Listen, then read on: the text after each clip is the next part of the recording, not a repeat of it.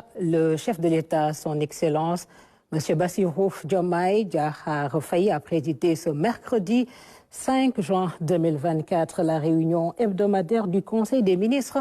au Palais de la République. À l'entame de sa communication, le chef de l'État est revenu sur la journée nationale d'investissement humain sur toute l'étendue du territoire national autour du nouveau concept inclusif CETAL Sunu Réew. Le président de la République a félicité le gouvernement, le ministre de l'Hydraulique et de l'Assainissement, les populations, les élèves, les jeunes, les femmes, les autorités administratives, les élus et la communauté des acteurs du cadre de vie pour la mobilisation exceptionnelle et l'engagement remarquable noté partout lors de cette journée. Il a demandé au gouvernement et aux différentes parties prenantes de veiller à relever le défi de la pérennisation de la journée nationale de mobilisation citoyenne mensuelle qui doit occuper une place primordiale dans l'agenda institutionnel et social du Sénégal.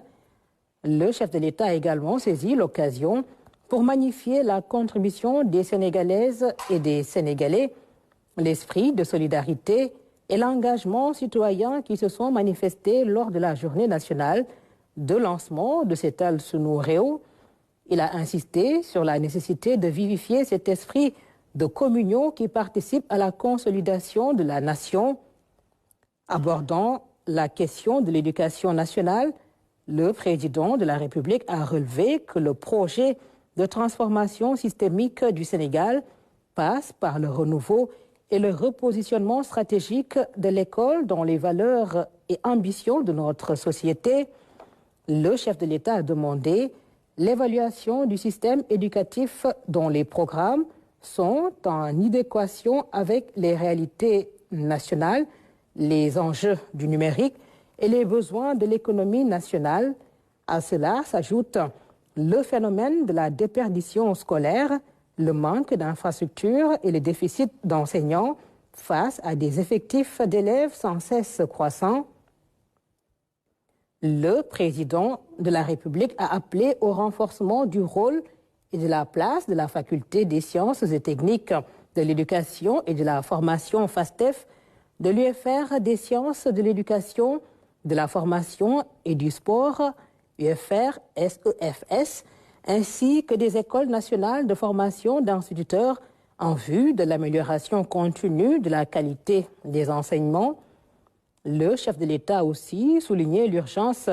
d'évaluer et de restructurer, selon les orientations du projet,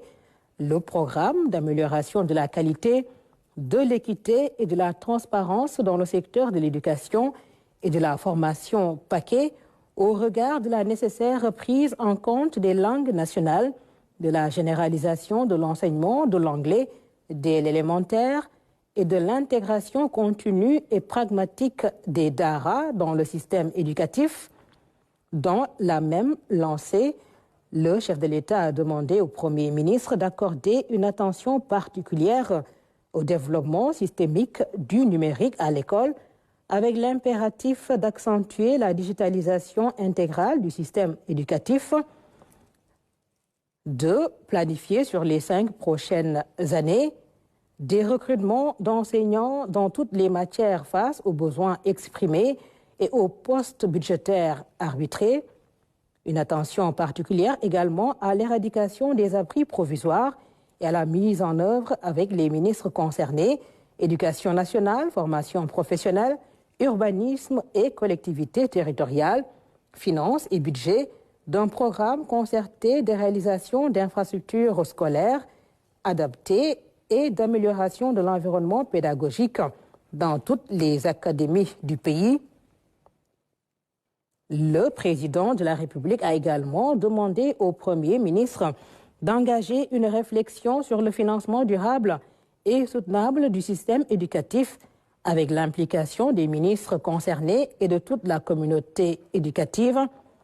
Le chef de l'État a aussi insisté sur l'urgence de réguler l'implantation, l'ouverture et le contrôle du fonctionnement des établissements scolaires privés qui exercent sur autorisation de l'État une mission de service public Il a indiqué dans le même sens que les tarifications de la scolarité dans les établissements scolaires privés méritent une réglementation rigoureuse. Par ailleurs, le président de la République a invité le ministre de l'Éducation nationale à veiller à la bonne organisation du concours général. Évoquant la mise en œuvre de la nouvelle politique sportive du Sénégal, le chef de l'État a rappelé le rôle central que la jeunesse, frange importante de la population, doit jouer pour asseoir le développement du sport au Sénégal dans l'esprit d'une citoyenneté assumée. Il a dès lors demandé au gouvernement de prendre les mesures visant à renforcer la pratique du sport dans toutes les écoles et universités du Sénégal et à relancer les compétitions sportives scolaires et universitaires sur l'ensemble du territoire national. Dans la même foulée, le président de la République a indiqué la nécessité de redéfinir le cadre juridique global du sport au Sénégal. À ce titre, il a invité le ministre en charge des sports à évaluer, 40 ans après son entrée en vigueur, la loi numéro 84-59 du 23 mars 1984 portant charte du sport et a préparé un projet de loi consensuel codifiant le sport national dans toutes ses dimensions, scolaires, universitaires, haute compétition, amateurs, formation, encadrement et financement. Le président de la République a demandé au Premier ministre de mettre en œuvre un cadre innovant et maîtrisé de financement des disciplines sportives et des hautes compétitions nationales et internationales. Par ailleurs, le chef de l'État a demandé au ministre en charge des sports de proposer avant fin juillet 2024, sous la supervision du Premier ministre, une nouvelle politique efficace et efficiente de construction, de réhabilitation, d'entretien et de gestion de toutes les infrastructures sportives du Sénégal. Le président de la République a en outre invité le ministre de la Jeunesse, des Sports et de la Culture à rénover le système de fonctionnement et de coordination des activités de vacances, les Navétanes, en cohérence avec la politique de promotion d'une citoyenneté active et constructive. Il a aussi demandé au ministre en charge des Sports de prendre les dispositions appropriées en rapport avec le Comité national olympique et sportif sénégalais, CNOS, pour la des sports, de prendre les dispositions appropriées en rapport avec le Comité national olympique et sportif sénégalais, CNOS, pour la bonne préparation de la participation du Sénégal aux Jeux olympiques Paris 2024. Enfin, le président de la République a demandé au ministre de la Jeunesse, des Sports et de la Culture de rendre compte régulièrement du suivi de l'organisation au Sénégal des Jeux olympiques de la jeunesse Dakar 2026. Dans sa communication au Conseil, le Premier ministre a relevé la bonne dynamique impulsée par la Journée nationale du Seetal Sunu Réew en termes de mobilisation citoyenne, en rappelant la priorité à accorder au renouveau du service civique. À cet égard, il compte, en relation avec le gouvernement, mettre à profit les prochaines vacances scolaires pour ancrer cette dynamique par la mobilisation de volontaires, notamment dans la réhabilitation des écoles publiques, le reboisement et l'assainissement.